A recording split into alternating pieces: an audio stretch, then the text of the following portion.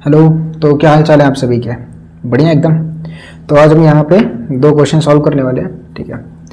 और इन दो क्वेश्चंस को हम ये आपका डाउट है तो फिर हम ये दो क्वेश्चन को सॉल्व करने वाले, ठीक है। तो सबसे पहले आप इस क्वेश्चन में देखो, particle moves in X Y plane such that, हमसे क्या बोला गया है कि एक्स वाई प्लेन में एक फोर्स लग रहा है जिसके कंपोनेंट लीनियर मोमेंटम दिया गया पी एक्स बराबर हमको दिया गया है, ये रहा अपने पास 2 cos t और पी वाई दिया गया है 2 sin t। मतलब हमको मोमेंटम दिया गया और फोर्स के बारे में जानने को बोला है। और जब कभी भी ऐसा बोलता है तो हम क्या सोचते हैं, हमें भाई एक फॉर्मूला पढ़ा है, बताया गया है F equal to D P upon D T. तो यहाँ पे हम लोग यूज क्या करेंगे, सिर्फ एक फॉर्मूला यूज करेंगे। अपने पास क्या आएगा, F is equal to D P upon D T. अब फोर्स को हमें निकालना है भाई, एक्स वाले को कैसे निकालोगे, एक्स वाले कंपोनेंट को इंटीग्रेट डिफरेंशिएट करके और वाई वाले को वाई वाले कंपोनेंट के साथ डिफरेंशिएट करके निकलेगा। तो यहाँ पे ध्यान से देखो, अपने पास जो एफ वाई आ रहा है उसके बारे में अगर बात करें तो वो क्या होगा, देखो एफ एक्स की अगर बात करें, एक मिनट, एफ एक्स की अगर बात करें तो एफ एक्स जो होगा अपने पास होगा, देखो कितना दिया है, ये दिया है अपने पास 2 cos t करके, ठीक है, 2 cos t। तो ये अपने पास कितना आ जाएगा, माइनस में 2 sin t। और अगर मैं एफ वाई की बात करूं तो पी वाई कितना दिया गया है 2 sin t, इसका डिफरेंशिएशन करो तो आएगा 2 cos में t। सिंपल सी बात है, समझा इतना। अब आपको फोर्स मिल गया। अब अगर मैं बोलूं फोर्स वेक्टर कितना है, तो फोर्स वेक्टर अपने पास है माइनस में 2 sin t आई कैप प्लस में 2 cos t जे कैप, और मोमेंटम वेक्टर कितना है, प्लस में 2 cos t आई कैप प्लस में 2 sin t जे कैप। अब आपसे मैं बोलूं कि इनके बीच में एंगल कैसे है, तो भाई दो वेक्टर के बीच में एंगल निकालने के लिए किसका यूज करते थे हम लोग, डॉट प्रोडक्ट का। तो यहाँ पे अब बस क्या करो, इन दोनों का डॉट कर दो, तो cos theta is equal to क्या हो जाएगा फॉर्मूले में, f डॉट p वेक्टर हो जाएगा अपॉन में f इंटू p। अब बस हमको डॉट करना है, तो जैसे मैंने f डॉट p किया वैसे मुझे क्या मिलेगा, देखो डॉट कैसे कर देते हैं, i को i के साथ, j को j के साथ। तो यहाँ पे कितना मिलेगा, मुझे मिलेगा -4 sin t into cos t plus में, यही चीज मुझे प्लस में मिल रही, दो यही चीज मुझे प्लस में मिल रही है, यहाँ पे नहीं आया, इसके नीचे लिख लेता हूँ, ठीक है। अब यही चीज मुझे नीचे मिल रही है, तो यहाँ पे क्या आ जाएगा 4 sin t, एक minute, 4 sin t into cos t।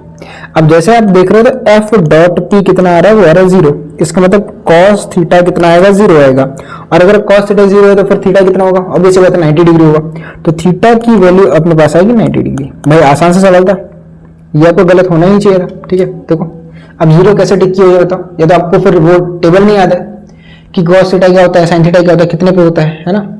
तो यार पहले वो टेबल याद कर लो, देखो कहाँ पे गलती हुई है। अगला सवाल वो भी काफी आसान सवाल है, देखो ये रहा अपने पास, ठीक है।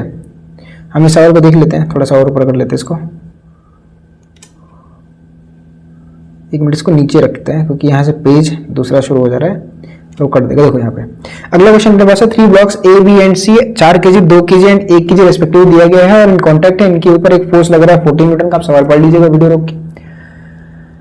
अब आपसे बोला गया कि ए और बी के बीच में हमें कांटेक्ट फोर्स है, मतलब ए और बी के बीच का नॉर्मल रिएक्शन चाहिए। सबसे पहले क्या करना है, इसका एफबीडी बना लेना है। क्या बना लेना है, एफबीडी। कैसे बनेगा, सिंपल सी बात है, देखो अगर मैं इसकी पूरे की एक मिनट 4 kg का एफबीडी बना तो क्या मिलेगा, देखो 4 kg का एफबीडी पे ये लगाया आपने फोर्स 14 न्यूटन का,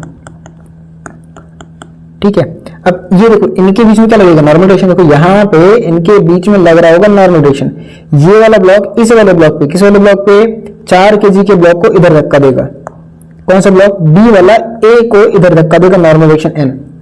और भाई ए वाला जो है बी वाले को इधर धक्का देगा एन। नॉर्मल डायरेक्शन कौन सा फोर्स होता है, पुश, धक्का देता है, ठीक है। अगला अपने पास है ये वाला, ये इसको इधर धक्का देगा, ये मान लो नॉर्मल डायरेक्शन 2 वाला है और ये नॉर्मल डायरेक्शन यहाँ पे आएगा, ये अगला होगा। लेकिन इसमें एक सबसे अच्छा चीज क्या होता है, अगर मैं इन दोनों को क्या मान लूं, सिस्टम मान लो, तो ये जो ये वाला पीला वाला नॉर्मल डायरेक्शन है ये हो जाएगा इंटरनल फोर्स, तो हम इसको डायरेक्टली कर सकते हैं, ठीक है।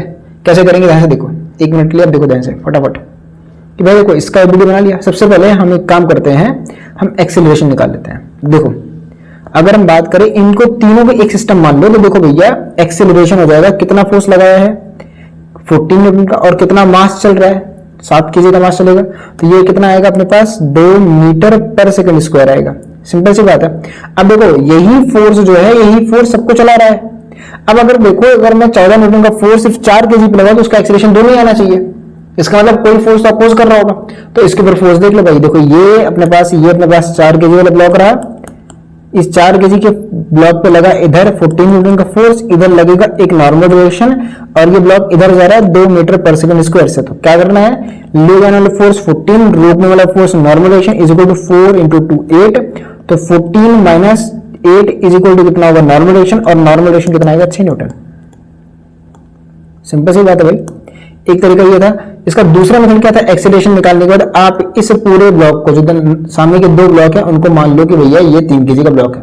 अब इस 3 केजी के ब्लॉक को, इस पूरे को कौन चला रहा है, इनके बीच का नॉर्मल डायरेक्शन। अब इनके बीच का नॉर्मल डायरेक्शन है कितना, इनके बीच का नॉर्मल डायरेक्शन मान लो n है, और ये ब्लॉक जा रहा है कितने से, ए एक्सीलरेशन ए की वैल्यू देके रखिए 2 मीटर पर सेकंड स्क्वायर, तो नॉर्मल डायरेक्शन कितना हो जाएगा 3 इंटू 2, सॉल्व करके कितना आएगा 6 न्यूटन।